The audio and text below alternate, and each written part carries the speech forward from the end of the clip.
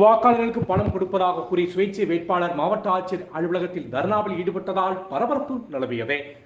புதன்கிழமை மாலை 5:30 மணி திண்டுக்கல் வாக்காளர்களுக்கு பணம் கொடுப்பதாக கூறி மாவட்ட ஆட்சியர் அலுவலக வளாகத்தில் வாசலில் சுயேட்சை வேட்பாளர் தர்ணாவில் ஈடுபட்டார். திண்டுக்கல் நாடாளுமன்ற தொகுதி சுயேட்சை வேட்பாளர் சதீஷ் கண்ணா போட்டியிடுகிறார். இவர் திண்டுக்கல் மாவட்டம் ஆட்சியர் அலுவலக வளாகத்தில் வந்தார்.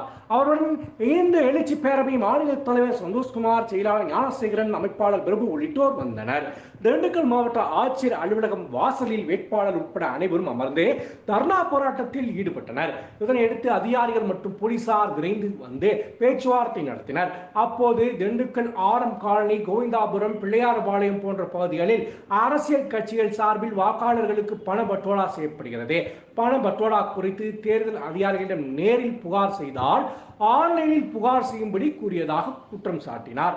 இதனைத் தொடர்ந்து பண பட்டுவாடா புகார் தொடர்பாக பறக்கும் படையினர் மூலம் விசாரணை நடத்தி உரிய நடவடிக்கை எடுப்பதாக அதிகாரிகள் உறுதி அளித்தனர். அதன் பேரில் வேட்பாளர் சதீஷ் கண்ணா உள்ளிட்டோர் அங்கிருந்து கலைந்து சென்றனர்.